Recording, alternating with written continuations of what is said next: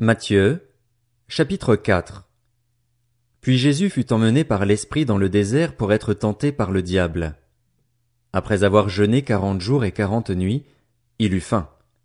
Le tentateur s'approcha et lui dit, « Si tu es le Fils de Dieu, ordonne que ces pierres deviennent des pains. » Jésus répondit, « Il est écrit, L'homme ne vivra pas de pain seulement, mais de toute parole qui sort de la bouche de Dieu. » Le diable le transporta alors dans la ville sainte, le plaça au sommet du temple et lui dit, « Si tu es le Fils de Dieu, jette-toi en bas.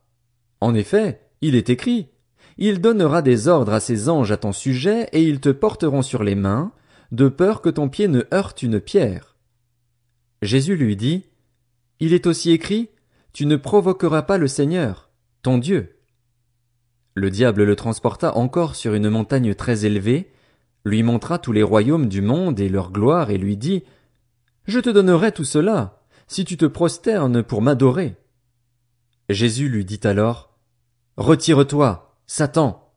En effet, il est écrit, c'est le Seigneur, ton Dieu, que tu adoreras et c'est lui seul que tu serviras. » Alors le diable le laissa.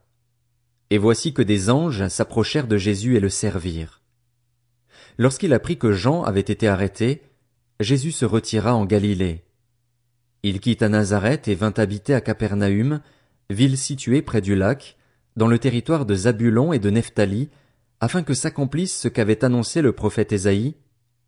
Territoire de Zabulon et de Nephtali, route de la mer, région située de l'autre côté du Jourdain, Galilée à la population étrangère.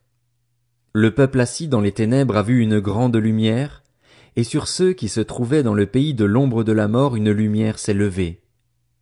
Dès ce moment, Jésus commença à prêcher et à dire, « Changez d'attitude, car le royaume des cieux est proche. » Comme il marchait le long du lac de Galilée, il vit deux frères, Simon, appelé Pierre, et son frère André, qui jetaient un filet dans le lac.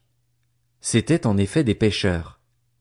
Il leur dit, « Suivez-moi et je ferai de vous des pêcheurs d'hommes. » Aussitôt, ils laissèrent les filets et le suivirent. Il alla plus loin et vit deux autres frères, Jacques, fils de Zébédée, et son frère Jean, qui étaient dans une barque avec leur père Zébédée et qui réparaient leurs filets. Il les appela, et aussitôt ils laissèrent la barque et leur père et le suivirent. Jésus parcourait toute la Galilée. Il enseignait dans les synagogues, proclamait la bonne nouvelle du royaume et guérissait toute maladie et toute infirmité parmi le peuple. Sa réputation gagna toute la Syrie et on lui amenait tous ceux qui souffraient de maladies et de douleurs de divers genres, des démoniaques, des épileptiques, des paralysés. Et il les guérissait. De grandes foules le suivirent, venus de la Galilée, de la Décapole, de Jérusalem, de la Judée et de l'autre côté du Jourdain.